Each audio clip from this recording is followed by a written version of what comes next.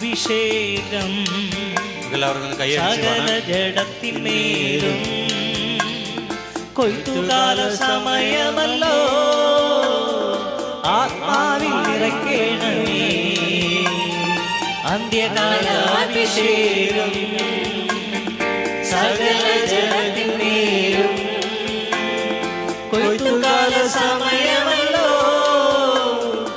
ആത്മാവിൽ നിറയ്ക്കണമേ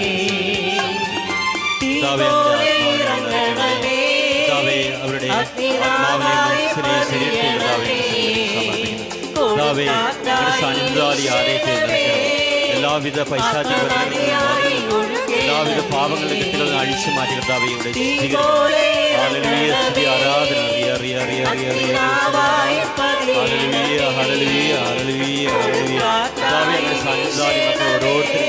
അവരുടെ ജീവിതത്തെ നീ ആരാധന. Hallelujah hallelujah. കർത്താവേ, മക്കളുടെ എല്ലാ നിയോഗങ്ങളെയും കർത്താവയുടെ സന്നിധിയിൽ ഞാൻ സമർപ്പിക്കുകയാണ്. ഞങ്ങളുടെ കുരിശിന്റെ ചുവട്ടിലേക്ക് ഞാൻ സമർപ്പിക്കണം. കർത്താവേ, കനിവാർന്നേ ഞങ്ങളുടെ കരുണയുടെ വലം കൈ നീട്ടി മക്കളെ അനുഗ്രഹിക്കണമേ. അങ്ങ് സഹായദാതാവായിട്ട് ഞങ്ങൾക്ക് നൽകിയ പരിശുദ്ധാത്മാവിനെ അയച്ച് ഈ മക്കളെ ഓരോരുത്തരെയും നീ വിശദീകരിക്കണം. ഹല്ലേലൂയ ഹല്ലേലൂയ ഹല്ലേലൂയ ഹല്ലേലൂയ. സ്തുതി ആരാധന സ്തുതി ആരാധന. ഹല്ലേലൂയ ഹല്ലേലൂയ ഹല്ലേലൂയ. അസ്ഥിയുടെ താഴ്വരയിൽ ഒരു സൈന്യത്തെ ഞാൻ കാണുന്നു. അധികാരം പകരണമേ ഇനി ആത്മാവിൽ പ്രവചിച്ചിടാം. അസ്ഥിയുടെ താഴ്വരയിൽ ഒരു സൈന്യത്തെ ഞാൻ കാണുന്നു. അധികാരം പകരണമേ ഇനി ആത്മാവിൽ പ്രവചിച്ചിടാം. തീ പോലെ ഇറങ്ങണമേ അഗ്നിനാവായി പതിയണമേ കൊടുങ്കാറ്റായി വീശണമേ ആത്മനദിയായി ഒഴുകണമേ. തീ പോലെ ഇറങ്ങണമേ അഗ്നിനാവായി പതിയണമേ കൊടുങ്കാറ്റായി വീശണമേ ആത്മനദിയായി ഒഴുകണമേ. എല്ലാവിധ ഫലങ്ങളും കർത്താവേ മക്കളെ അനുഗ്രഹിക്കട്ടെ. അവരുടെ ജീവിതം അങ്ങയുടെ ഫലങ്ങളാൽ നിറയട്ടെ കർത്താവേ. സ്തുതി ആരാധന.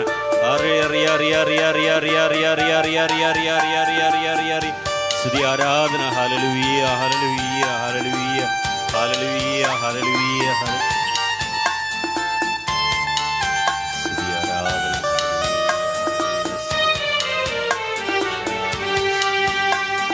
കർമ്മലിലെ പ്രാർത്ഥനയിൽ ഒരു കൈമേഘം ഞാൻ കാണുന്നു. ആഹാബു വിറച്ച പോലെ അഗ്നിമഴയായി പെയ്യണമേ. കർമ്മലിലെ പ്രാർത്ഥനയിൽ ഒരു കൈമേഘം ഞാൻ കാണുന്നു.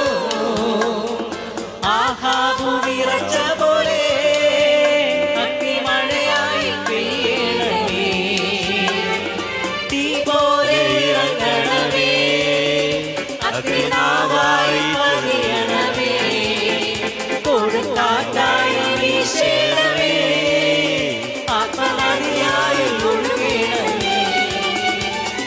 തീ പോലെ ഇറങ്ങണമേ അഗ്നിനാവായി പതിയണമേ കൊടുങ്കാറ്റായി വീശണമേ ആത്മനദിയായി ഒഴുകണമേ.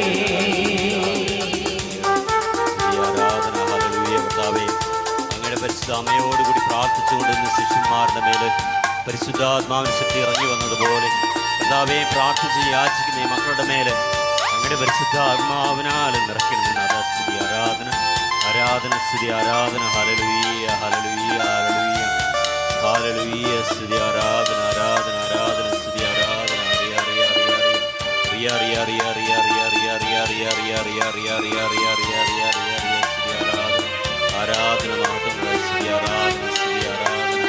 സീനായി മലമുകളിൽ ഒരു തീജ്വാല ഞാൻ കാണുന്നു. ഇസ്രായേലിൻ ദൈവമേ ആ തീ എന്നെ നിറയ്ക്കണമേ.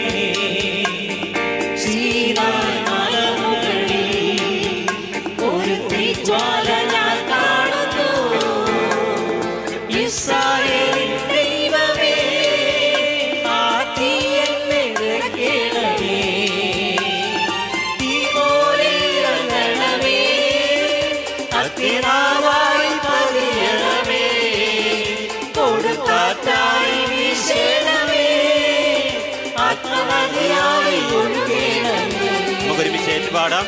തീ പോലെ ഇറങ്ങണമേ, അഗ്നിനാവായി പതിയണമേ, കൊടുങ്കാറ്റായി വീശണമേ, ആത്മനദിയായി ഒഴുകണമേ. കർത്താവിനെ സ്തുതിച്ച് ആരാധിക്കാം. സർവശക്തനായ ദൈവത്തിന്റെ ആ സാന്നിധ്യം നമ്മുടെ ജീവിതത്തിൽ ഈ ആലയത്തിൽ നിറയുന്നതിന് വേണ്ടി നമുക്ക് പ്രാർത്ഥിക്കാം. തീവ്രതയോടെ ആഗ്രഹത്തോടു കൂടി കർത്താവിനെ സ്തുതിച്ച് ആരാധിക്കട്ടെ. എല്ലാ ആദരങ്ങളും കർത്താവിനെ സ്തുതിച്ച് ആരാധിക്കട്ടെ.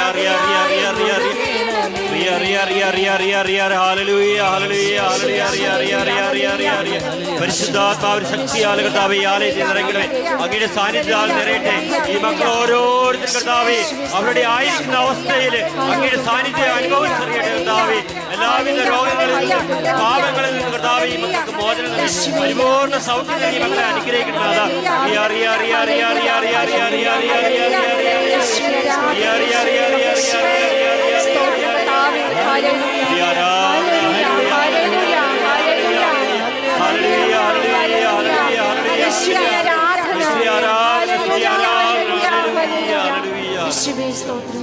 നമുക്ക് ശാന്തമായിട്ട് ഇരുകൈകളും നെഞ്ചോട് ചേർത്ത് വെച്ചുകൊണ്ട് നമുക്കൊരു നിമിഷം നമ്മുടെ ഹൃദയങ്ങളിലേക്ക് അനുദിനം കടന്നു വരുന്ന ഈശോയുടെ സാന്നിധ്യം നമുക്കൊരു നിമിഷം അനുഭവിച്ചറിയാം. ഈശോനാഥ, എൻ്റെ രക്ഷകനും നാഥനുമായ അങ്ങ് എൻ്റെ ജീവിതത്തിലേക്ക് കടന്നു വന്നുകൊണ്ട് എന്നെ അനുദിന ജീവിത സാഹചര്യങ്ങളിൽ വിശുദ്ധിയിൽ ജീവിക്കുവാനായിട്ട് എനിക്ക് കൃപകൾ നൽകി അനുഗ്രഹിക്കുന്നതിനെ ഓർത്ത് ഈശോയെ ഞാൻ അങ്ങേക്ക് നന്ദി, സ്തുതി, ആരാധന അർപ്പിക്കുന്നു. എൻ്റെ ഹൃദയത്തിലേക്ക് ഈ നിമിഷം നീ കടന്നു വന്നു എന്ന് ഞാൻ വിശ്വസിക്കുന്നു. നാഥ, അങ്ങേലുള്ള വിശ്വാസത്തിൽ അടിയുറച്ച അങ്ങയുടെ പുത്രനും പുത്രിമാരുമൊക്കെ ആയിട്ട് ജീവിക്കുവാനുള്ള കൃപയേക്ക് ഈശോയെ എന്നെ അനുഗ്രഹിക്കണമേ.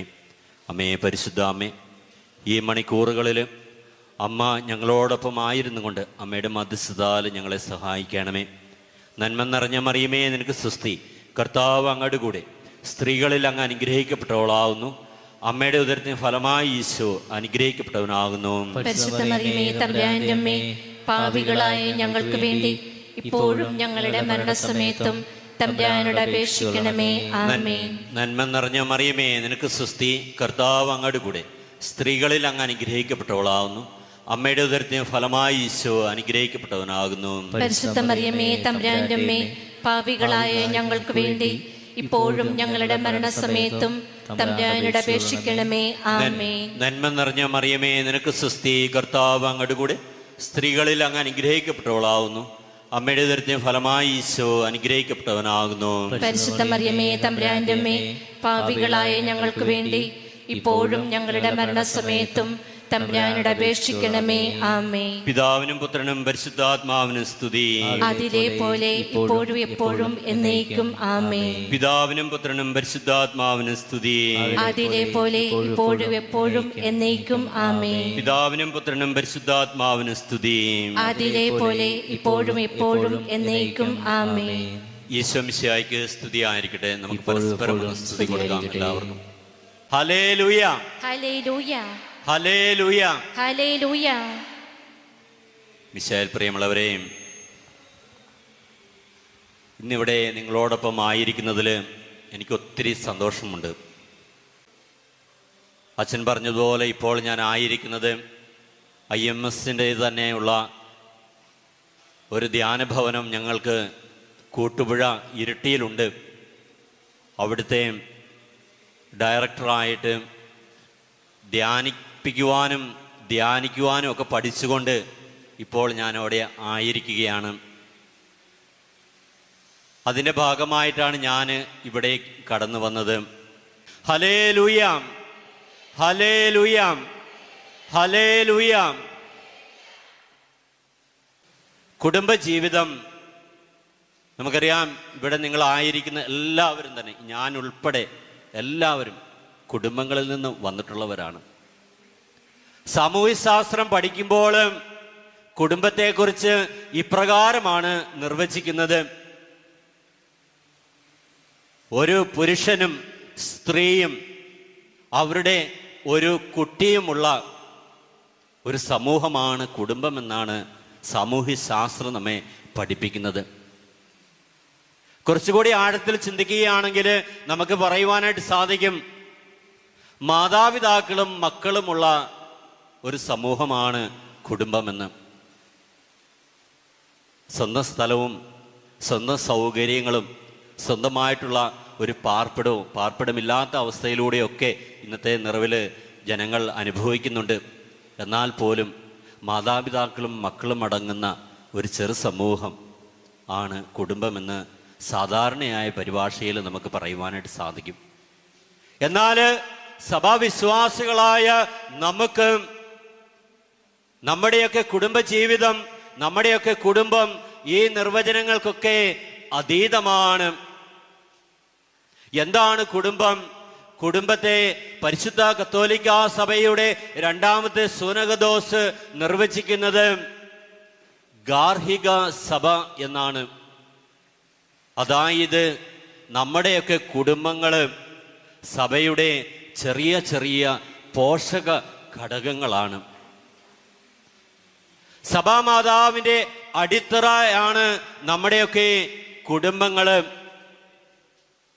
ഈ കുടുംബത്തില് എൻ്റെ വിശ്വാസ ജീവിതവും എൻ്റെ വിശ്വാസത്തിലേക്കുള്ള കടന്നുവരവും ഒക്കെ ആരംഭിക്കേണ്ടതും നമ്മുടെ കുടുംബങ്ങളിൽ നിന്നാണ്. നമ്മുടെ കുടുംബങ്ങളിൽ നിന്നാണ് നമ്മുടെ സ്വഭാവങ്ങൾ രൂപവത്കൃതമാകുന്നത്. നമ്മുടെ വിശ്വാസ ജീവിതത്തിൻ്റെ അടിത്തറ എന്ന് വേണം നമ്മുടെ കുടുംബങ്ങളെ വിശേഷിപ്പിക്കുവാനായിട്ട്. ഞാൻ എൻ്റെ ജീവിതത്തിലേക്ക് തിരിഞ്ഞു നോക്കുമ്പോൾ എനിക്ക് കാണുവാനായിട്ട് സാധിക്കും, എൻ്റെ അമ്മ വിലാപങ്ങളുടെ പുസ്തകം അധ്യായം 2 18 19 വചനങ്ങൾ അതിൻ്റെ ആഴത്തിൽ ജീവിച്ചവളാണ്. എന്താണ് വിലാപങ്ങളുടെ പുസ്തകം അധ്യായം 2 18 19 വചനങ്ങൾ പറയുന്നത്? സിയോൻ പുത്രിയും കർത്താവിനോട് ഉറക്കെ നിലവിളിക്കുക, രാവും പകലും മഹാപ്രവാഹം പോലെ കണ്ണുനീർ ഒഴുകട്ടെ. നീ വിശ്രമിക്കരുത്, കണ്ണുകൾക്ക് വിശ്രമം നൽകരുത്. രാത്രിയിൽ യാമങ്ങളുടെ ആരംഭത്തിൽ എഴുന്നേറ്റ് ഉറക്കെ നിലവിളിക്കുക, കർത്താവിൻ്റെ സന്നിധിയിൽ ജലധാര പോലെ നിന്റെ ഹൃദയത്തെ ചൊരിയുക. നാൽക്കാലകളിൽ വിശന്ന് തളർന്ന് വീഴുന്ന നിന്റെ മക്കളുടെ ജീവന് വേണ്ടി നീ അവിടുത്തെ സന്നിധിയിലേക്ക് കൈകൾ ഉയർത്തുക. ഹല്ലേലൂയ, ഹല്ലേലൂയ, ഹല്ലേലൂയ. എൻ്റെ അമ്മ ഈ വചനങ്ങൾ ജീവിച്ചു എന്ന് പറയുമ്പോൾ എൻ്റെ അമ്മ പകൽ മുഴുവൻ പണിയെടുത്ത്, അന്നത്തെ കാലത്ത് വിറക് ശേഖരിക്കണമായിരുന്നു തീ കത്തിക്കണമെങ്കിൽ. മഴ തുടങ്ങിയാൽ പിന്നെ വിറകൊക്കെ നനയുവാൻ തുടങ്ങും.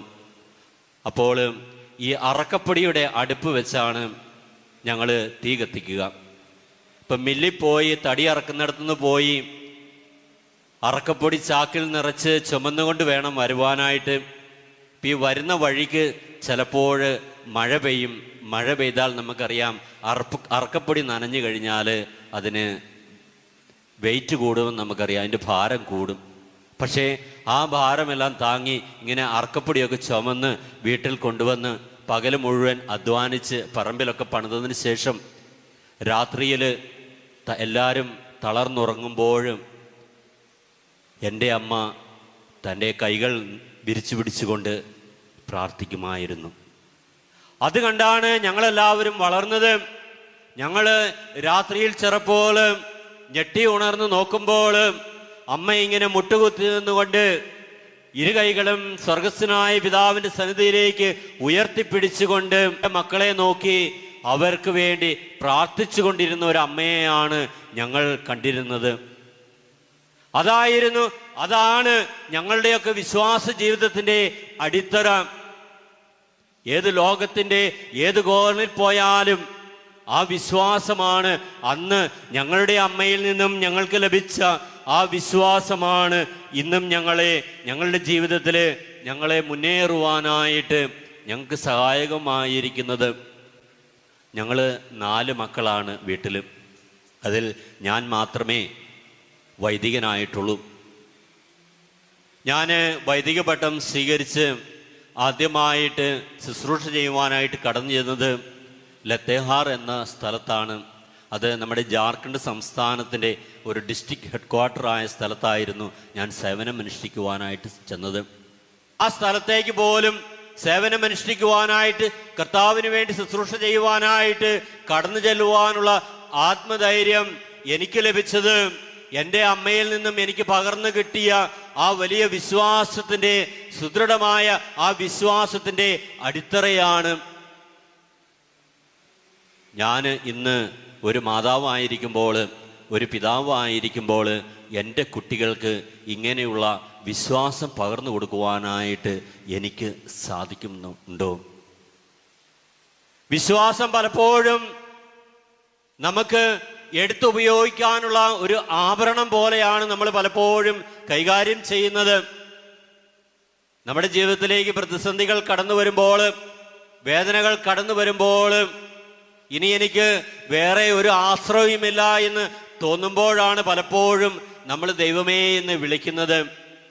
ചില അടികൾ നമ്മുടെ ജീവിതത്തിലേക്ക് കടന്നു വരുമ്പോഴാണ് നമ്മൾ എൻ്റെ ദൈവമേ എന്ന് പറഞ്ഞുകൊണ്ട് മുകളിലേക്ക് നോക്കുന്നത്. ദൈവത്തെ അപ്പോഴാണ് നമുക്ക് ഓർമ്മ വരുന്നത്. എന്നാൽ നമുക്ക് നമ്മുടെ കുടുംബ ജീവിതത്തിന് മാതൃകയായിട്ട് ജീവിച്ച, ഇന്നും സഭയിൽ നമ്മുടെ കുടുംബങ്ങൾക്ക് മാതൃകയായിട്ടുള്ളത് നസ്രത്തിലെ യോസേപ്പിൻ്റെയും പരിശുദ്ധ കന്യകാമറിയത്തിൻ്റെയും ഈശോയുടെയും കുടുംബമാണ്. തിരുക്കുടുംബം എന്നൊക്കെ പറഞ്ഞാണ് നമ്മൾ ആ കുടുംബത്തെ വിശേഷിപ്പിക്കുന്നത്. ഹല്ലേലൂയ, ഹല്ലേലൂയ, യേശുവേ സ്തുതി, യേശുവേ ആരാധന, ഹല്ലേലൂയ, ഹല്ലേലൂയ. ആ തിരുക്കുടുംബം എന്നൊക്കെ വിളിച്ച് നമ്മൾ വിശേഷിപ്പിക്കുന്നുണ്ടെങ്കിലും നമുക്കറിയാം അവരുടെ ജീവിതവും അത്ര സുഖകരമല്ലായിരുന്നു എന്നുള്ളത്. അവരുടെ ജീവിതത്തിലും യാതനകൾ ഉണ്ടായി, വേദനകൾ അവരുടെ ജീവിതത്തിലേക്ക് കടന്നു വന്നു, പ്രതിസന്ധികൾ ഉണ്ടായി. വിവാഹത്തിന് മുമ്പ് തന്നെ നമുക്കറിയാം, വിശുദ്ധ മത്തായിയുടെ സുവിശേഷത്തിലേക്ക് കടന്നു ചെല്ലുമ്പോൾ നമുക്ക് കാണുവാനായിട്ട് സാധിക്കും. വിശുദ്ധ മത്തായിയുടെ സുവിശേഷം അധ്യായം 2:19 വചനത്തിലേക്ക് കടന്നു ചെല്ലുമ്പോൾ നമുക്ക് കാണുവാനായിട്ട് സാധിക്കും, തൻ്റെ ഭാര്യയാകാൻ പോകുന്ന മറിയം ഗർഭിണിയാണ് എന്നറിയുന്ന ഒരു ഭർത്താവിനെ നമുക്ക് അവിടെ കാണുവാനായിട്ട് സാധിക്കും. ജോസഫ് തൻ്റെ പ്രസ്തുത വധു, എനിക്ക് എൻ്റെ ജീവിത സാധ്യമായിട്ട് കിട്ടുവാനിരിക്കുന്ന ഈ യുവതി വിവാഹത്തിന് മുമ്പേ ഗർഭിണിയാണ് എന്ന് അറിഞ്ഞാൽ ഒരു സാധാരണ മനുഷ്യന്റെ മനസ്സിലേക്ക് എന്തായിരിക്കും കടന്നു വരിക? എത്രയധികം വേദനയിലൂടെ ആയിരിക്കും അവൻ കടന്നു പോകുന്നത്. വീണ്ടും നമുക്ക് കാണുവാനായിട്ട് സാധിക്കും, ലൂക്കായുടെ സുവിശേഷത്തിലേക്ക് കടന്നു ചെല്ലുമ്പോൾ, ലൂക്കായുടെ സുവിശേഷം അധ്യായം 2:6-7 വചനങ്ങളിലേക്ക് കടന്നു വരുമ്പോൾ നമുക്ക് കാണുവാനായിട്ട് സാധിക്കും, അവിടെ ആയിരുന്നപ്പോൾ അവൾക്ക് പ്രസവ വേദന എടുത്തു. അവൾ കടിഞ്ഞൂൽ പുത്രനെ പ്രസവിച്ചു. അവനെ പിള്ളക്കച്ച കൊണ്ട് പൊതിഞ്ഞ് പുൽത്തൊട്ടിയിൽ കിടത്തി. കാരണം നസ്രത്തിൽ അവർക്ക് സ്ഥലം ലഭിച്ചില്ല.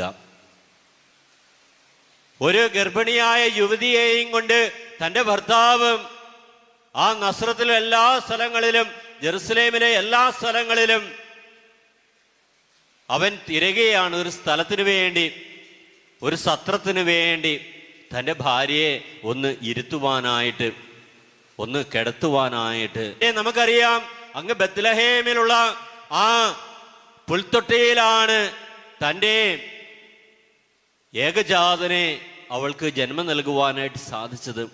എത്രയധികം വേദനയിലൂടെ ആയിരിക്കും അവർ കടന്നു പോയിരിക്കുന്നത്. അത്രയധികം വേദനയിലൂടെയൊക്കെ കടന്നു പോകുന്ന ആ കുടുംബം, തൻ്റെ ഏകജാതന് ജന്മം നൽകിയതിൽ സന്തോഷിച്ചിരുന്ന ആ കുടുംബം, അങ്ങ് കിഴക്ക് നിന്ന് 3 രാജാക്കന്മാര് വന്ന് തൻ്റെ പുത്രനെ ആശീർവദിക്കുന്നത് കണ്ടതിൽ സന്തോഷിക്കുന്ന ആ കുടുംബം, ഈ സന്തോഷം അവർക്ക് നിലനിർത്താൻ സാധിക്കുന്നില്ല. അതിനുശേഷം നമുക്ക് കാണുവാനായിട്ട് സാധിക്കും. വിശുദ്ധ മത്തായിയുടെ സുവിശേഷം അധ്യായം 2:12 കടന്നു ചെല്ലുമ്പോൾ ദൈവദൂതൻ പ്രത്യക്ഷപ്പെട്ടിട്ട് യൗസേപ്പിനോട് പറയുകയാണ്, നിന്റെ കടിഞ്ഞൂൽ പുത്രനെ കൊല്ലുവാനായിട്ട് ഹെറോദസ് തൻ്റെ പടയാളികളെ അയച്ചിട്ടുണ്ട്, അതുകൊണ്ട് നീ എഴുന്നേറ്റ് ഈജിപ്തിലേക്ക് പോവുക എന്ന്. Hallelujah, hallelujah.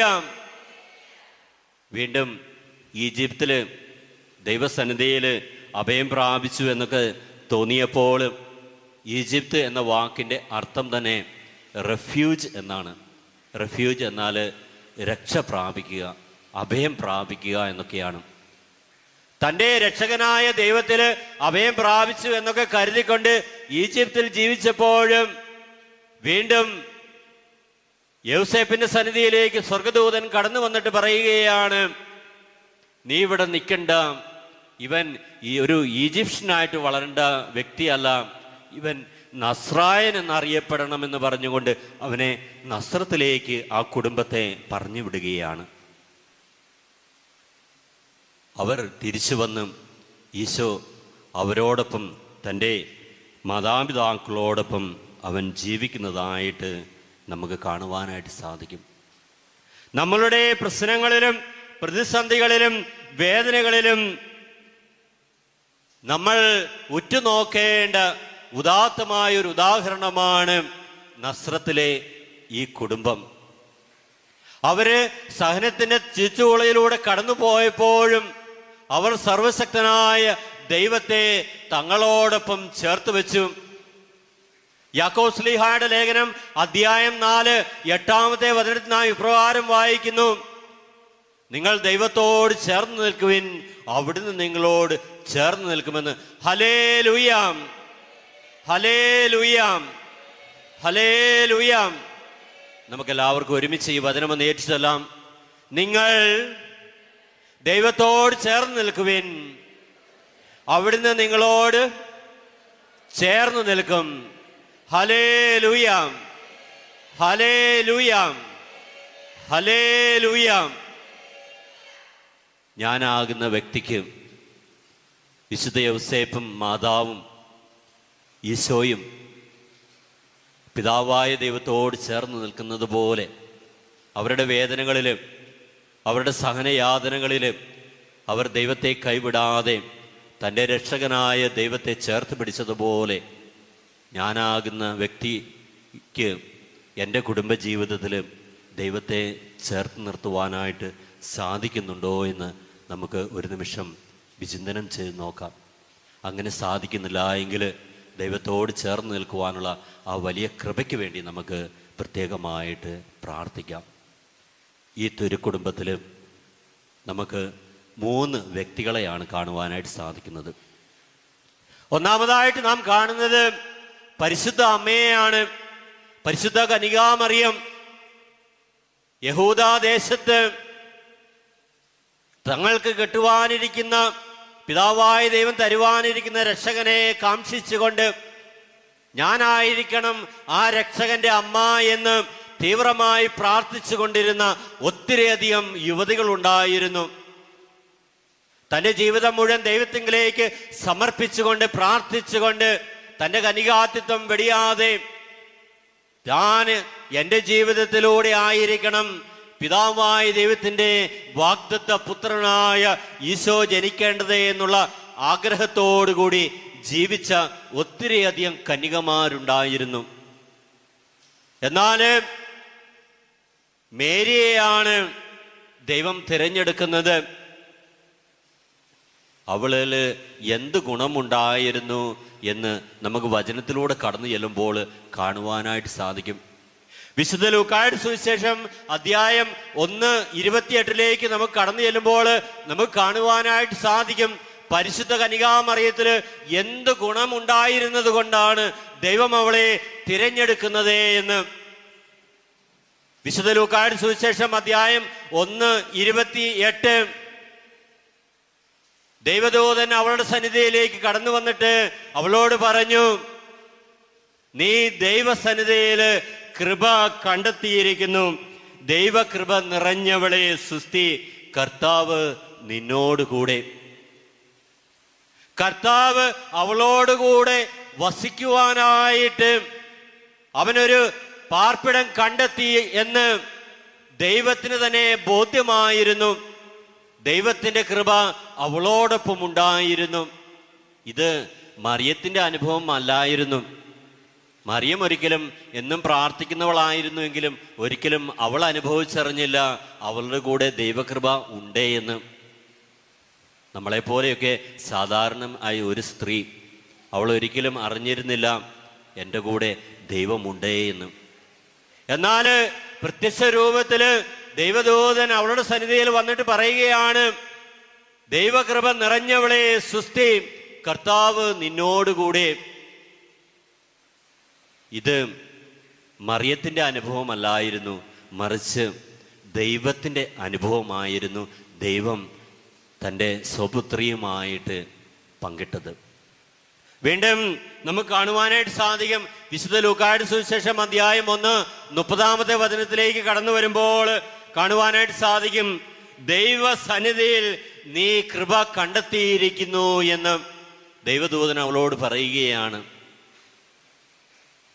ദൈവം പരിശുദ്ധ അമ്മയിൽ തൻ്റെ സാന്നിധ്യം കണ്ടെത്തിയപ്പോൾ പരിശുദ്ധ അമ്മ തൻ്റെ ജീവിതത്തിൽ ദൈവത്തിൻ്റെ കൃപ കണ്ടെത്തുകയാണ്.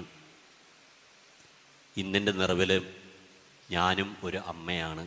ഇത് ഞാൻ സ്ത്രീകൾക്ക് വേണ്ടി പറയുന്നതാണ്. അമ്മമാരാകാത്തവരുമുണ്ട്, അമ്മമാരാകാനായിട്ട് തയ്യാറെടുക്കുന്നവരുമുണ്ട്, അല്ലെങ്കിൽ സന്യാസ്തരൊക്കെ ആയിട്ട് ജീവിക്കണമെന്നുള്ള തയ്യാറെടുപ്പോടു കൂടിയൊക്കെ ഉണ്ട്. എന്നാലും നമ്മളെല്ലാവരും, നമ്മുടെ പുരുഷന്മാരായാലും സ്ത്രീകളായാലും നമ്മളെല്ലാവരും അമ്മമാരാകാനായിട്ട് വിളിക്കപ്പെട്ടവരാണ്. കുട്ടികളെ പ്രസവിക്കുന്നതിലൂടെ മാത്രമല്ല നമ്മൾ അമ്മമാരാകുന്നത് എന്ന് നമുക്കറിയാം.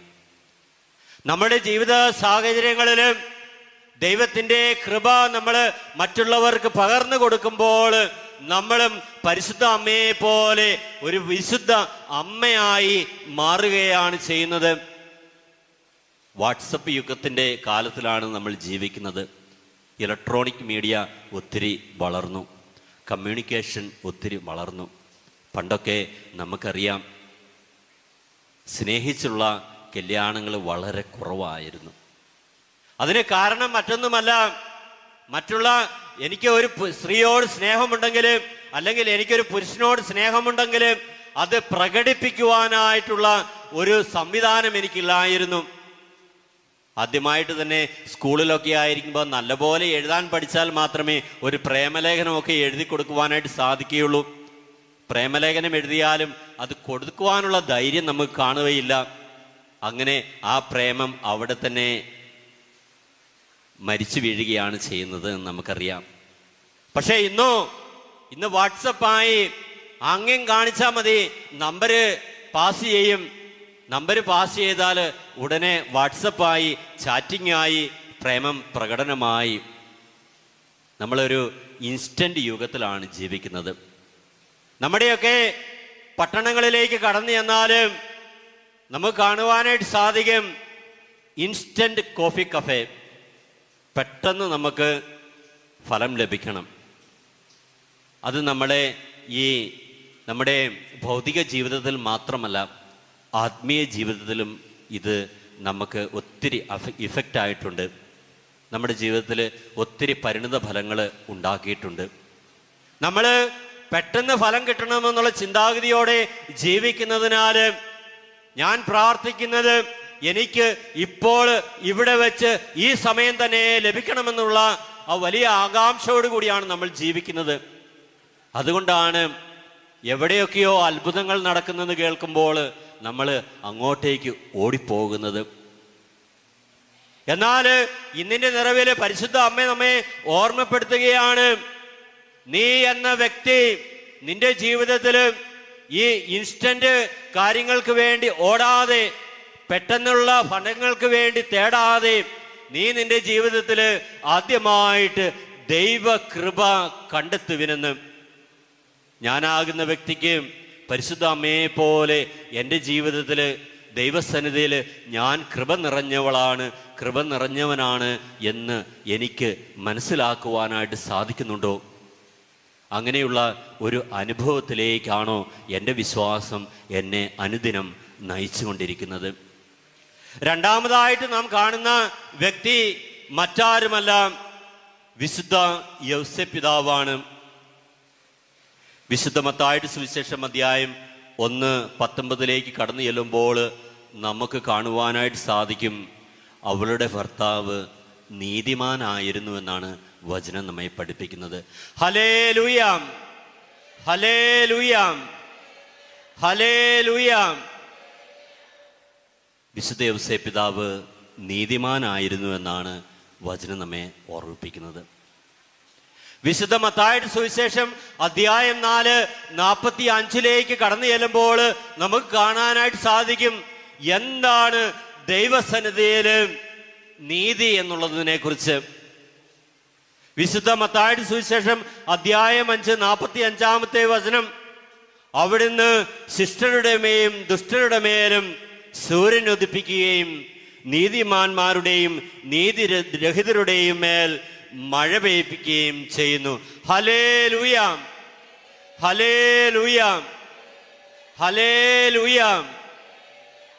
ആരിലും ഒരു പക്ഷാഭേദവും കാണിക്കാത്ത ദൈവമാണ് നമ്മളുടെ ദൈവം, നീതിമാനായ ദൈവം.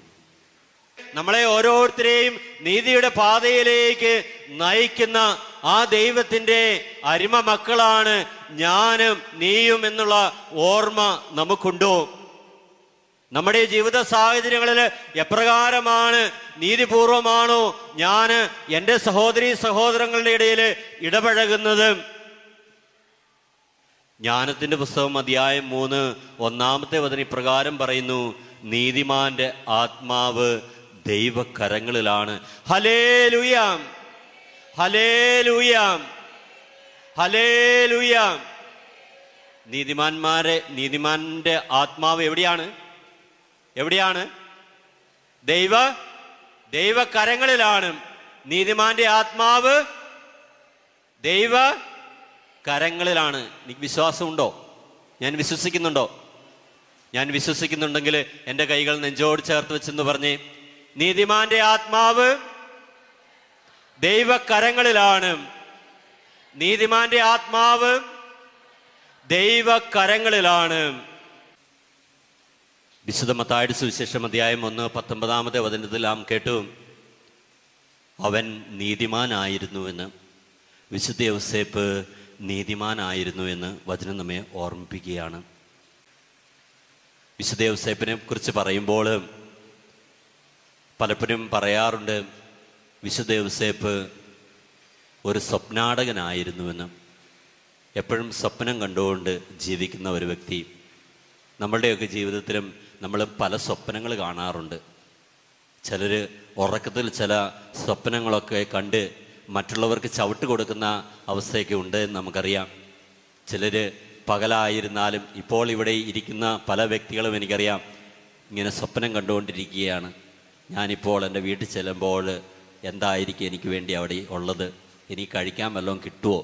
അതോ ചില അമ്മച്ചിമാർ ഓർക്കുന്നുണ്ടായിരിക്കും, ഞാൻ രാവിലെ ഉണ്ടാക്കി വെച്ചത് അവിടെ തന്നെ കാണുമോ, എൻ്റെ മക്കൾ അടിച്ചു മാറ്റുമോ എന്നൊക്കെയുള്ള സ്വപ്നങ്ങൾ ഇങ്ങനെ കണ്ടുകൊണ്ടിരിക്കുകയാണ്. മറ്റു ചില മാതാപിതാക്കളുണ്ട്, അവർ ഭാവിയെക്കുറിച്ച് അമിതമായ ചിന്തയാൽ എപ്പോഴും ഭാവിയിൽ എന്താണ് സംഭവിക്കാൻ പോകുന്നത് എന്നൊക്കെ ഓർത്തുകൊണ്ടിരിക്കുന്ന വ്യക്തികൾ നമ്മുടെ സമൂഹത്തിലുണ്ട്. ചില പ്രായമായ അമ്മച്ചിമാരും അപ്പച്ചന്മാരും എപ്പോഴും തങ്ങളുടെ കഴിഞ്ഞ കാലത്തെക്കുറിച്ച് ഇങ്ങനെ സ്വപ്നം കണ്ടുകൊണ്ടിരിക്കും. അതുകൊണ്ടാണ് പേരക്കുട്ടികളോട് അവരെപ്പോഴും പറയുന്നത്, നിങ്ങൾക്കറിയാമോ ഇങ്ങനെയൊന്നും അല്ല ജീവിക്കേണ്ടത്, ഞങ്ങളൊക്കെ എങ്ങനെയാണ് ജീവിച്ചതെന്ന് നിനക്കറിയാമോ? അന്നേരം ഇപ്പോഴത്തെ ന്യൂജൻ പിള്ളേർ പറയും, അപ്പച്ചൻ്റെ പഴഞ്ചൻ കഥയൊന്നും ഞാൻ കേൾക്കണ്ട എന്ന്. അതാണ് ഇപ്പോഴത്തെ കുട്ടികളുടെ, ന്യൂജൻ പിള്ളേരുടെ, അടിച്ചു പൊളിക്കുന്ന പിള്ളേരുടെ മനോഭാവം. എന്നാൽ ഇവിടെ നമ്മളൊരു പിതാവിനെ കാണുകയാണ്, നീതിമാനായ ഒരു പിതാവ്. അവൻ്റെ ഈ നീതിബോധം എവിടെ നിന്നായിരിക്കും കിട്ടിയത് അവന്? ഈ നീതിബോധം അവൻ്റെ പൂർവ്വപിതാക്കന്മാരിൽ നിന്ന് കിട്ടിയതാണ്.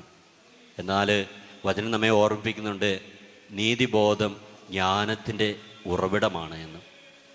നമുക്കറിയാം, 2 രാജാക്കന്മാരുടെ പുസ്തകം അധ്യായം 3 കടന്നു ചെല്ലുമ്പോൾ നമുക്കവിടെ സോളമൻ രാജാവ് ദൈവസന്നിധിയിൽ പ്രാർത്ഥിക്കുന്നതായിട്ട് കാണുവാനായിട്ട് സാധിക്കും. 2 രാജാക്കന്മാര് 3-ാം അധ്യായം 9-ാമത്തെ വചനത്തില് സോളമൻ രാജാവ് കർത്താവിന്റെ സന്നിധിയിലായിരുന്നു കൊണ്ട് ഇപ്രകാരം പ്രാർത്ഥിക്കുകയാണ്: കർത്താവേ, എനിക്ക് നിന്റെ ജനത്തെ ഭരിക്കുവാനായിട്ട് ആവശ്യമായ നീതിബോധവും നന്മ തിന്മകൾ തിരിച്ചറിയുവാനുള്ള നീതിബോധവും വിവേകവും നൽകി എന്നെ അനുഗ്രഹിക്കണമേ എന്ന് സോളമൻ രാജാവ് ദൈവസന്നിധിയിൽ പ്രാർത്ഥിക്കുന്നതായിട്ട് നമുക്ക് കാണുവാനായിട്ട് സാധിക്കും. എന്നാൽ ദൈവം അവനെ ഈ നന്മ തിന്മകള് തിരിച്ചറിയുവാനുള്ള വിവേകം കൊടുത്ത് മാത്രമല്ല അനുഗ്രഹിക്കുന്നത് എന്ന് നമുക്കറിയാം. 10-ാമത്തെ വചനത്തിലേക്ക് കടന്നു വരുമ്പോൾ നമുക്ക് കാണുവാനായിട്ട് സാധിക്കും, ദൈവം അവനെ ജ്ഞാനം കൂടി നൽകി അവനെ അനുഗ്രഹിക്കുകയാണ്. ഞാനാകുന്ന വ്യക്തി എന്തിനു വേണ്ടിയാണ് ദൈവസന്നിധിയിൽ പ്രാർത്ഥിക്കുന്നത്? സോളമൻ രാജാവിനെ പോലെ കർത്താവേ, എനിക്ക് വിവേകം നൽകണമേ എന്നൊക്കെ ഞാൻ വല്ലപ്പോഴെങ്കിലും പ്രാർത്ഥിക്കാറുണ്ടോ? നമ്മളെപ്പോഴും ഏത് ദേവാലയങ്ങളിലേക്കാണെങ്കിലും എവിടെ അത്ഭുതങ്ങൾ നടക്കുന്നുണ്ടോ അങ്ങോട്ടൊക്കെ പോകുന്നതിന് തന്നെ കാരണം പലപ്പോഴും നമ്മുടെ ഭൗതിക ജീവിതത്തിൽ സുഖങ്ങൾ ലഭിക്കുന്നതിന് വേണ്ടിയാണ്. സമ്പത്തുണ്ടാകണം, എനിക്ക് കുഴപ്പമൊന്നുണ്ടാകരുത്, നല്ലൊരു വണ്ടിയൊക്കെ മേടിക്കണം, നല്ലൊരു വീടുണ്ടാക്കണം. വീട്ടിൽ ദൈവസാന്നിധ്യത്തിൻ്റെ ആവശ്യമൊന്നുമില്ല, ദൈവം വീടിന് പുറത്തിരുന്നോട്ടെ, എൻ്റെ കുടുംബത്തിലേക്ക് വന്ന് ഇടപെടുകയൊന്നും വേണ്ട, ഞാൻ ആയിരിക്കുന്ന രീതിയിൽ സമാധാനത്തോടെ എനിക്കൊന്ന് കിടന്നുറങ്ങിയാൽ മതി. ഭൗതിക സുഖങ്ങൾക്ക് വേണ്ടിയുള്ള ഒരു ഓട്ടത്തിലാണ് നാം എല്ലാവരും. എന്നാൽ ഈശോ നമ്മെ പഠിപ്പിക്കുന്നത് ഈശോയുടെ പരിപൂർണതയിലേക്ക് ഞാൻ ഓടിയെടുക്കണമെന്നാണ്. എത്രമാത്രം തിടുക്കത്തോടുകൂടിയാണ് ഗർഭിണിയായിരുന്ന പരിശുദ്ധ അമ്മ എലിസബത്തിനെ ശുശ്രൂഷിക്കുവാനായിട്ട് ആ മലമ്പ്രദേശത്തോടുകൂടി തിടുക്കത്തിൽ പോയത്. അതുപോലെയുള്ള ദൈവസന്നിധിയിലേക്ക് കടന്നു ചെല്ലുവാനായിട്ട് ദൈവത്തിന്റെ പരിപൂർണതയിലായിരിക്കുവാനുള്ള ഒരു തിടുക്കം ഞാനാകുന്ന വിശ്വാസിയുടെ ജീവിതത്തിൽ ഉണ്ടോ? ദൈവത്തിന്റെ ജ്ഞാനത്തിൽ വളരുവാനുള്ള ഒരു തീഷ്ണത എൻ്റെ ജീവിതത്തിലുണ്ടോ? വിശുദ്ധ യൗസേപ്പ് പിതാവിനെ പോലെ അപ്പച്ചന്മാരായ നമ്മള്, പിതാക്കന്മാരായ നമുക്ക് നമ്മുടെ കുട്ടികളിലേക്ക് ഈ നീതിബോധമാണോ കൊടുക്കുന്നത്? ജ്ഞാനമാണോ എൻ്റെ മകന്, എൻ്റെ മകൾക്ക് ഞാൻ പകർന്നു കൊടുക്കുന്നത്? ഞാൻ തുടക്കത്തിൽ പറഞ്ഞു, യൗസേപ്പ് പിതാവ് ഒരു സ്വപ്നാടകനായിരുന്നു എന്ന്. അവന്റെ സ്വപ്നങ്ങള് അവന്റെ ജീവിതത്തെ മാറ്റിമറിച്ചു. ആദ്യമായിട്ട് അവൻ സ്വപ്നം കണ്ടത് വിശുദ്ധ മത്തായിയുടെ സുവിശേഷം അധ്യായം 1:20 വചനത്തിലാണ് നാം കാണുന്നത്. ആദ്യമായിട്ട് അവൻ സ്വപ്നം കാണുന്നത് കർത്താവിന്റെ ദൂതൻ സ്വപ്നത്തിൽ അവന്റെ അവിശ്വാസം തീർക്കുവാനായിട്ട് അവന്റെ ജീവിതത്തിലേക്ക് കടന്നു വരികയാണ്. നീ ശങ്കിക്കേണ്ട, പരിശുദ്ധാത്മാവിനാലാണ് നിനക്ക് ഭാര്യയായി ലഭിക്കുവാൻ പോകുന്ന മറിയം ഗർഭവതിയായിരിക്കുന്നത് എന്ന് പറഞ്ഞുകൊണ്ട് അവന്റെ അവിശ്വാസത്തിന്റെ കറകൾ മാറ്റി അവന്റെ വിശ്വാസത്തെ ഉറപ്പിക്കുകയാണ് ദൈവം ചെയ്യുന്നത്. അവിശ്വാസിയായ എൻ്റെ ജീവിതത്തിലേക്ക് ദൈവം കടന്നു വരുമ്പോൾ എന്നെ അവിശ്വാസത്തിൽ നിന്നും വിശ്വാസത്തിലേക്ക് നയിക്കുന്ന ഒരു അവസ്ഥ എൻ്റെ ജീവിതത്തിലും ഉണ്ടാകണം. ഞാൻ ഈ ഭൗതിക ലോകത്തിലെ സുഖങ്ങൾക്ക് വേണ്ടി ഓടി അലയുമ്പോഴും എൻ്റെ കയ്യിലിരിക്കുന്ന മൊബൈല് എനിക്ക് ഒരു നിമിഷം പോലും മാറ്റിവെക്കാൻ മേലാത്ത അവസ്ഥയിലൂടെയൊക്കെ ഞാൻ ജീവിക്കുമ്പോഴും എൻ്റെ രക്ഷ എൻ്റെ രക്ഷകനായ ദൈവത്തിലാണ്.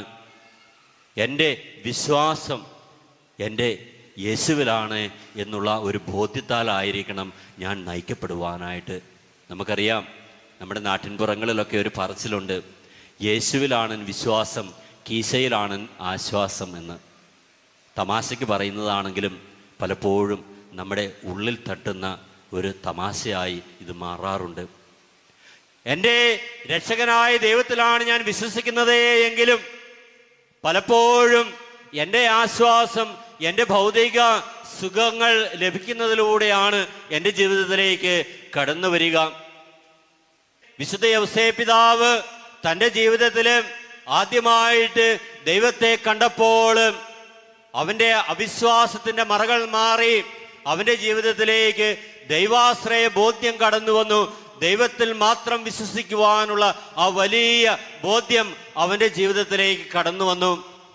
രണ്ടാമതായിട്ട് നാം വിശുദ്ധ യൗസേപ്പിനെ സ്വപ്നം കാണുന്നത് വിശുദ്ധ മത്തായിയുടെ സുവിശേഷം അധ്യായം 2:13 തിരുവചനമാണ്.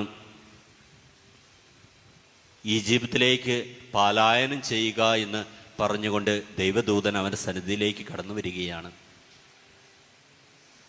ഹെറോദേസ് രാജാവ് തന്റെ കടിഞ്ഞൂൽപുത്രനെ കൊല്ലുവാനായിട്ട് ആ ദേശത്തുള്ള കടിഞ്ഞൂൽപുത്രന്മാരെ എല്ലാം വധിക്കുവാനുള്ള ഉത്തരവിട്ടപ്പോൾ ദൈവം അവന്റെ ജീവിതത്തിലേക്ക് വിശ്വാസം നിറച്ച അതേ ദൈവം അവനെ സഹായിക്കുവാനായിട്ട് അവന്റെ ജീവിതത്തിലേക്ക് കടന്നു വരികയാണ്.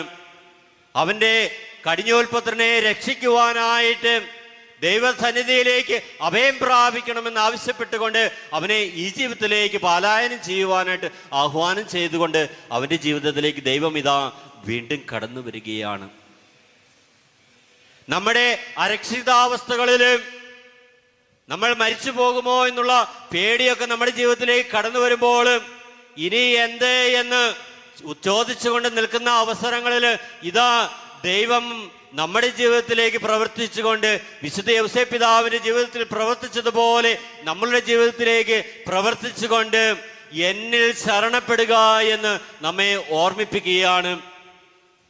ഹെറോദേസിന്റെ രാജ്യത്ത് ആയിരുന്ന അവൻ ദൈവസന്നിധിയിലാണെന്നുള്ള ഓർത്തുകൊണ്ടായിരുന്നു അവിടെ ആയിരുന്നത്. എന്നാൽ അവനെ ദൈവം ഓർമ്മിപ്പിക്കുകയാണ്, നീ മരണത്തിന്റെ കവാടത്തിലാണ്, നീ വേദനയുടെ കവാടത്തിലാണ്, നിനക്ക് നിന്റെ ഏകജാതനെ രക്ഷിക്കേണ്ടതുണ്ട്.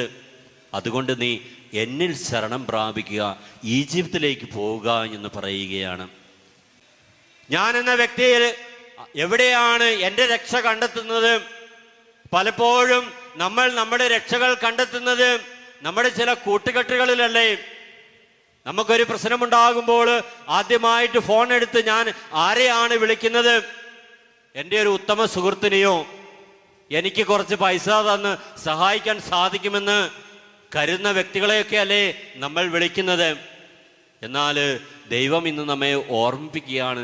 വിശുദ്ധ യൗസേപ്പ് പിതാവിന്റെ ജീവിതത്തിലൂടെ വിശുദ്ധ യൗസേപ്പ് പിതാവ് നമ്മളെ ഓർമ്മിപ്പിക്കുകയാണ്. നിന്റെ ജീവിതത്തിലേക്ക് പ്രതിസന്ധികൾ കടന്നു വരുമ്പോൾ, നിന്റെ ജീവിതത്തിലേക്ക് വേദനകൾ കടന്നു വരുമ്പോൾ, ഇനി എന്ത് എന്ന് ചോദിച്ചുകൊണ്ട് നീ നിന്റെ ജീവിതത്തിൽ പകച്ചു നിൽക്കുമ്പോൾ നീ വേറെ എങ്ങും പോകണ്ട. നീ നിന്റെ വാട്സപ്പ് തുറക്കേണ്ട കാര്യമില്ല, നിന്റെ മൊബൈൽ എടുക്കേണ്ട കാര്യമില്ല.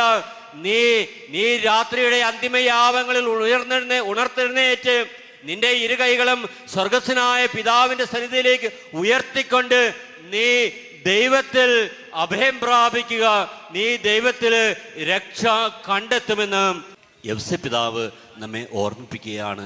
സഭാമാതാവ് ഇതുതന്നെയാണ് നമ്മെ പഠിപ്പിക്കുന്നത്. മൂന്നാമതായിട്ട് നമുക്കറിയാം, നമ്മുടെ ജീവിതത്തിൽ നമ്മൾ രക്ഷ കണ്ടെത്തി ഒരു ദൈവാനുഭവമൊക്കെ ഉണ്ടാക്കി കഴിയുമ്പോഴത്തേനും നമ്മൾ അവിടെ അങ്ങോട്ട് ഈ ഈശോയുടെ 3 ശിഷ്യന്മാര് താബോർ മലയിൽ വെച്ച് ഈശോയുടെ രൂപാന്തരം കണ്ടപ്പോൾ നമുക്കിവിടെ ഒരു 3 തമ്പ് അടിച്ച് നമുക്കിവിടെ ജീവിക്കാമെന്ന് കരുതിയതുപോലെ നമ്മളും ആ ദൈവാനുഭവത്തിലൊക്കെ സന്തോഷിച്ച് അങ്ങനെ അങ്ങോട്ട് ജീവിക്കാൻ തുടങ്ങും. കുറച്ച് നാളുകൾ കഴിയുമ്പോൾ നമുക്കറിയാം, ഈ മദ്യപാനം നിർത്തുവാനായിട്ട് ധ്യാനം കൂടാൻ പോകാറുണ്ട്. ഞങ്ങളുടെ ധ്യാന കേന്ദ്രം പ്രത്യേകമായിട്ട് അറിയപ്പെടുന്നത് മദ്യപാനികൾക്കുള്ള ഒരു ധ്യാന കേന്ദ്രം എന്നാണ്. എന്നാൽ ഇവിടെ ശുശ്രൂഷ ചെയ്തുകൊണ്ടിരുന്ന വിനയാനന്ദ അച്ഛൻ അവിടെ കൂട്ടുപുഴയിൽ ആദ്യം 2002 കാലഘട്ടങ്ങളിൽ ധ്യാനകേന്ദ്രം തുടങ്ങിയപ്പോൾ മദ്യപാനികൾക്കുള്ള അവർക്ക് ഡി അഡിക്ഷന് വേണ്ടിയുള്ള ഒരു സെൻ്ററായിട്ട് മദ്യപാനികൾക്ക് വേണ്ടിയുള്ള ധ്യാനമാണ് നടത്തിക്കൊണ്ടിരുന്നത്. ഈ മദ്യപാനികൾക്കൊരു സ്വഭാവമുണ്ട്. അവര് ധ്യാനമൊക്കെ കൂടി തിരിച്ച് വീട്ടിലേക്ക് ചെല്ലും. വീട്ടിൽ ചെന്ന് കഴിയുമ്പോഴത്തേനും എന്നും പ്രാർത്ഥിക്കുവാൻ തുടങ്ങും, എന്നും കുടുംബ പ്രാർത്ഥനയിലൊക്കെ പങ്കുചേരും.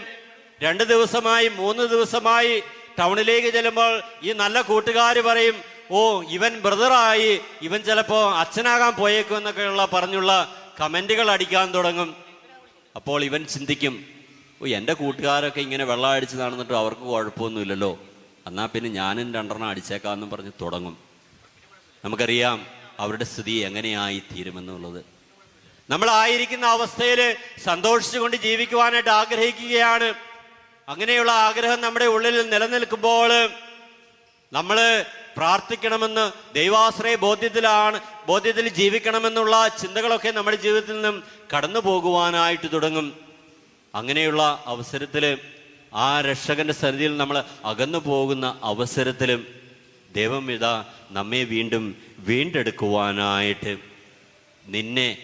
നിന്റെ പുത്രനെ വധിക്കുവാനായിട്ടിരുന്നവർ ഹെറോദേസ് മരിച്ചു എന്ന് പറഞ്ഞുകൊണ്ട് അവൻ്റെ സന്നിധിയിലേക്ക് സ്വർഗദൂതൻ വീണ്ടും കടന്നു വരികയാണ്. വിശുദ്ധ മത്തായിയുടെ സുവിശേഷം അധ്യായം 2:19 നമുക്ക് കാണുവാനായിട്ട് സാധിക്കും. അവർ തിരിച്ചുപോയി നസ്രത്തിലേക്ക് ചെന്ന് അവിടെ സന്തോഷപൂർവമായി ജീവിച്ചുവെന്നാണ് നമുക്ക് കാണുവാനായിട്ട് സാധിക്കുന്നത്. വിശുദ്ധ ലൂക്കായുടെ സുവിശേഷം അധ്യായം 2:40 പറയുന്നു, ശിശു വളർന്നു, ജ്ഞാനം നിറഞ്ഞു, ശക്തനായി, ദൈവത്തിൻ്റെ കൃപ അവൻ്റെ മേലുണ്ടായിരുന്നു. വീണ്ടും ലൂക്കായുടെ സുവിശേഷം അധ്യായം 2:52 നാം വായിക്കുന്നുണ്ട്, യേശു ജ്ഞാനത്തിലും പ്രായത്തിലും ദൈവത്തിൻ്റെയും മനുഷ്യരുടെയും പ്രീതിയിലും വളർന്നു എന്ന്. വിശാൽ പ്രിയമുള്ളവരെ, ഉത്തമമായ ഒരു കുടുംബത്തെയാണ് നമുക്കിവിടെ കാണുവാനായിട്ട് സാധിക്കുന്നത്.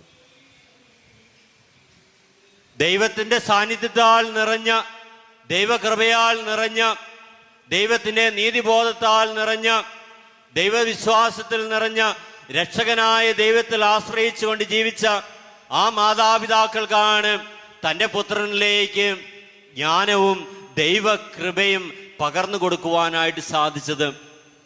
ഞാനാകുന്ന വ്യക്തി എൻ്റെ കുടുംബജീവിതത്തിൽ എൻ്റെ മക്കൾക്ക് എന്താണ് പകർന്നു കൊടുക്കുന്നത്? നമുക്കറിയാം, നമ്മുടെ നാട്ടിൻപുറങ്ങളിൽ നമ്മുടെയൊക്കെ പേര് പറഞ്ഞാൽ പലപ്പോഴും ആൾക്കാർക്ക് മനസ്സിലാവുകയില്ല. ഞാനിപ്പോൾ എൻ്റെ വീടിൻ്റെ അടുത്ത് ചെന്ന് തേജസ്സാന്ന് പറയുകയാണെങ്കിൽ അവരെന്നോട് ഇങ്ങനെ നെറ്റിയൊക്കെ ചുളിച്ചുകൊണ്ട് ചോദിക്കും, നിൻ്റെ അപ്പൻ്റെ പേരെന്നാന്ന് ചോദിക്കും. അങ്ങനെയല്ലേ പലപ്പോഴും കുട്ടികളായ നമ്മളെ പരിചയപ്പെടുത്തുന്നത്?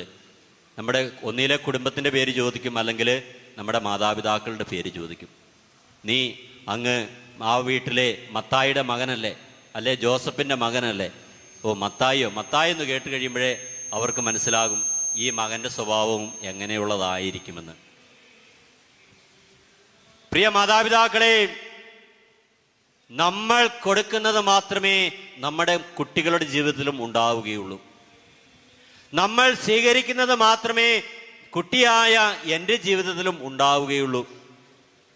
ഈശോ തൻ്റെ മാതാപിതാക്കളിൽ നിന്നും സ്വീകരിച്ചത് ദൈവത്തിൻ്റെ കൃപയും ജ്ഞാനവുമായിരുന്നു. അതുകൊണ്ടാണ് വചനം പഠിപ്പിക്കുന്നത്, അവൻ ജ്ഞാനത്തിലും ദൈവകൃപയിലും വളർന്നു എന്നാണ് പറയുന്നത്. അവനോടൊപ്പം ജ്ഞാനവും ദൈവകൃപയും ഉണ്ടായിരുന്നു. അവൻ ജ്ഞാനത്തിലും പ്രായത്തിലും വളർന്നു എന്നാണ് പറയുന്നത്. ഹല്ലേലൂയ, ഹല്ലേലൂയ, ഹല്ലേലൂയ. നമുക്ക് കാണുവാനായിട്ട് സാധിക്കും, ഈശോ വളർന്നു വന്നപ്പോൾ ഈശോ എൻ്റെയും നിങ്ങളുടെയും രക്ഷകനായി മാറി. അവിടുത്തെ പ്രാർത്ഥനയാലും പരിശുദ്ധ അമ്മയിൽ നിന്ന് അവന് ലഭിച്ച ആ പ്രാർത്ഥനാ ജീവിതം എപ്പോഴും അവനിൽ നിറഞ്ഞു നിന്നു. നമുക്കറിയാം, ഈശോ തൻ്റെ ജീവിതത്തിൽ നിർണായകമായ തീരുമാനങ്ങൾ എടുക്കുന്നതിന് മുമ്പായിട്ടൊക്കെ പ്രാർത്ഥിച്ചു. വിശുദ്ധ ലൂക്കായുടെ സുവിശേഷം അധ്യായം 11 കടന്നു ചെല്ലുമ്പോൾ നമുക്ക് കാണുവാനായിട്ട് സാധിക്കും, ഈശോ തൻ്റെ ശിഷ്യന്മാരെ പ്രാർത്ഥിക്കാൻ പഠിപ്പിക്കുന്നു. അവൻ പ്രാർത്ഥിക്കാൻ പഠിപ്പിക്കുക മാത്രമല്ല ചെയ്തത്, അവൻ സ്വയം ഒരു പ്രാർത്ഥനയായി ജീവിച്ചു. അവൻ്റെ ജീവിതത്തിലേക്ക് സഹനങ്ങൾ കടന്നു വന്നപ്പോൾ അത് സന്തോഷപൂർവ്വം സ്വീകരിക്കുവാനായിട്ട് അവന് സാധിച്ചത് പ്രാർത്ഥനയിൽ അവൻ തൻ്റെ പിതാവുമായിട്ടുള്ള ഐക്യത്തിലായിരുന്നത് കൊണ്ടാണ്. പിതാവുമായിട്ട് നിരന്തരം ഐക്യത്തിലായിരിക്കുവാനായിട്ട് ഈശോ തൻ്റെ ശിഷ്യന്മാരിൽ നിന്ന് അകന്നു മാറി ഗസമേനയിലെ തോട്ടത്തിലായിരുന്നു കൊണ്ട്, ഒരു കല്ലേർ ദൂരം മാറിയിരുന്നു കൊണ്ട് പ്രാർത്ഥിക്കുന്ന ഈശോയെ നമുക്ക് കാണുവാനായിട്ട് സാധിക്കും. അവിടെ അവൻ്റെ ശരീരത്തിൽ നിന്നും വിയർപ്പ് രക്തത്തുള്ളികളായിട്ട് നിലത്ത് വീണുവെന്നാണ് വചനം നമ്മെ ഓർമ്മിപ്പിക്കുന്നത്. അത്രമാത്രം സഹനത്തിലൂടെ കടന്നുപോയ ഈശോ. തൻ്റെ ജീവിതത്തിൽ പ്രാർത്ഥന ദൈവത്തോട് ചേർന്ന് നിൽക്കുവാനായിട്ട് അവന് സാധിച്ചത് കൊണ്ടാണ് അവന് ഈ സഹനമൊക്കെ നമുക്ക് വേണ്ടി ഏറ്റെടുക്കുവാനായിട്ട് സാധിച്ചത്. അവൻ്റെ സ്നേഹത്തിലൂടെയും പ്രാർത്ഥനയിലൂടെയും അവൻ്റെ സഹനത്തിലൂടെയും നമുക്ക് ലഭിച്ച ഈ രക്ഷ സ്വായത്തമാക്കിക്കൊണ്ട് എൻ്റേത് എന്ന് സധൈര്യപൂർവ്വം പറഞ്ഞുകൊണ്ട് നമുക്ക് ജീവിക്കുവാനുള്ള വലിയ കൃപയ്ക്ക് വേണ്ടി ഇന്നത്തെ ദിവസം നമുക്ക് പ്രാർത്ഥിക്കാം. നമ്മൾ പരിപൂർണമായിട്ട് നമ്മെ ദൈവത്തിലേക്ക് വിട്ടുകൊടുക്കുമ്പോൾ ദൈവം സ്വർഗം തുറന്ന് നമ്മുടെ പ്രാർത്ഥനകൾ ശ്രവിച്ചുകൊണ്ട് നമ്മുടെ ആകുലതകൾ നീക്കുവാനായിട്ട്, നമ്മുടെ സഹനങ്ങൾ കുറയ്ക്കുവാനായിട്ട്, നമ്മുടെ സഹനത്തിലൂടെ നമ്മൾ കടന്നു പോകുമ്പോൾ ദൈവത്തിൽ എപ്പോഴും ആശ്രയിക്കുവാനുള്ള കൃപയും അനുഗ്രഹവും നൽകി നമ്മളെ അനുഗ്രഹിക്കും. നമുക്കെല്ലാവർക്കും ഒന്ന് എഴുന്നേറ്റ് നിൽക്കാം. നമുക്ക് ദൈവം ഈ മണിക്കൂറുകളിൽ നൽകിയ ദൈവത്തിൻ്റെ വചനത്തെ ഓർത്ത് ദൈവത്തിന് നന്ദി പറയാം. നമുക്കെല്ലാവർക്കും ഇരുകൈകളും സ്വർഗസ്നായ പിതാവിൻ്റെ സന്നിധിയിലേക്ക് ഓർത്തുകൊണ്ട് ഉയർത്തിക്കൊണ്ട് ഈ മണിക്കൂറുകളിൽ ദൈവത്തിൻ്റെ സാന്നിധ്യത്താൽ നമ്മളെ നിറച്ചതിനെ ഓർത്ത് നമുക്ക് ദൈവത്തെ ഒരിക്കൽ കൂടി സ്തുതിച്ച് ആരാധിക്കാം. ഹല്ലേലൂയ ഹല്ലേലൂയ ഈശോയേ ഈശോയേ ഈശോയേ കർത്താവേ, മക്കളുടെ ഇടയിലേക്ക് ഇറങ്ങി വരണമേ. സ്തുതി ആരാധന അങ്ങയെ സ്തുതിച്ച് ആരാധിക്കുന്ന മക്കളുടെ ഹൃദയങ്ങളെ കാണുന്നുണ്ടല്ലോ. ഈശോയെ മക്കളെ അനുഗ്രഹിക്കണമേ. അങ്ങയുടെ സാന്നിധ്യത്താൽ മക്കളെ നിറച്ച് ആശീർവദിക്കണമേ. അതാ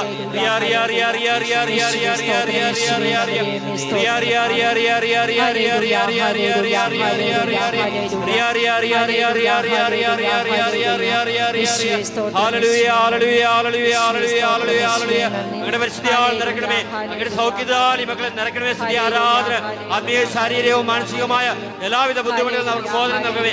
അങ്ങാണ് രക്ഷകനെന്ന്, അങ്ങാണ് അവരുടെ ജീവിതത്തിൽ നാഥനെന്ന് അംഗീകരിക്കുവാനും ഏറ്റു പറയുവാനുള്ള കൃപയും അനുഗ്രഹവും നൽകി ഈ മക്കളെ ഓരോരുത്തരെയും അനുഗ്രഹിക്കണേ.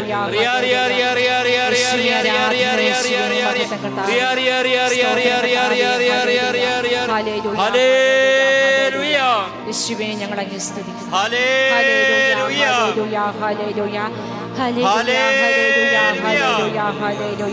യേശുവേ സ്തോത്രം, യേശുവേ